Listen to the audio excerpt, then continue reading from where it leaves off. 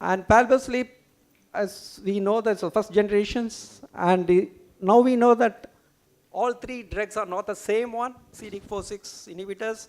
There are different endocrine sensitivities are different. Prior endocrine therapies, the abemaciclib is the one which can work even if the endocrine resistance is there. Palbociclib and ribociclib are the one which is very useful in when the endocrine sensitivity is there. Various trials are there. First line is Palamo with the combinations of the doublets with the CD4/6 can be different, can be letrozole, can be fulvestrant, can be a non-steroidal aromatase inhibitor. We have various trials in combination with the aromatase inhibitor in the first line as well as in the second line, in combination with the fulvestrant in the first line and second line. Very rarely is used as a monotherapy. Palamo was now one, is the first line therapy of the palbociclib. It shows the PFS as well as now the trials are matured, the overall survival advantage is also there. Palamo 2 is the comparison with the palbociclib plus letrozole comparison with the placebo plus letrozole. Palamo 3 is palbociclib in progressive disease. Mona Lisa 2 is ribociclib plus letrozole. And Mona Lisa 2 updates results are available, which shows the overall survival advantage is there. Monarch 3 is abemaciclib in progressive disease. So in management of the ER positive metastatic disease, now we have various options, right from tamoxifen to anastrozole to CDK4/6 inhibitors. All three CDK4/6 inhibitors combined with endocrine therapy significantly prolong the PFS as well as the overall survival. Thank you. Dr. Gangadharan, want to give a few comments before Dr. Akila does the company? You want to speak from here? Yeah, it's an excellent this one coverage. We had very limited options treating this hormone-sensitive metastatic cancer breast, and this CD5/6 inhibitors, they are doing wonders. Only disadvantage is expensive because I'm attached to a government hospital. The affordability, if it comes down, I think we are going to see very good results in institute also. So at present, we are restricted using endocrine therapy with letrozole, tamoxifen, and fulvestrant, up to that only.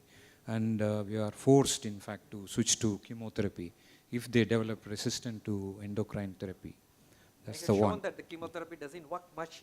That's what I failed in the progressive disease. But this patient has shown a very good response with the first attempt with chemotherapy, something different. I didn't expect complete remission of the breast tumor, and I have a clarification from the surgeon. Is there any role for surgery if we have complete remission in only bone mets? Does it affect any survival? Where is the surgeon? Anybody can take this?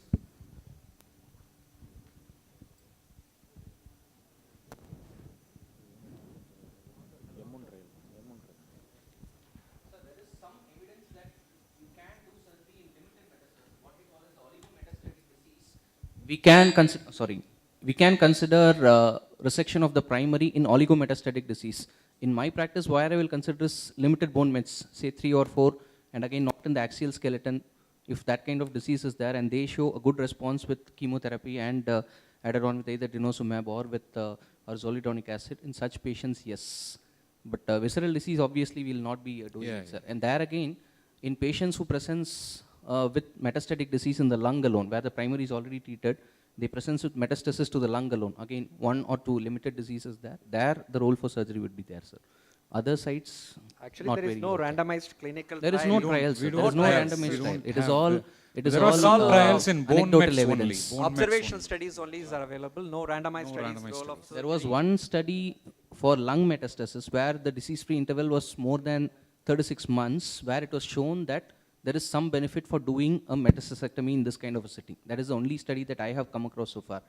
That is for all the lung mets put together, in which significant up to 30% of patients were breast cancer patients. That was the only study.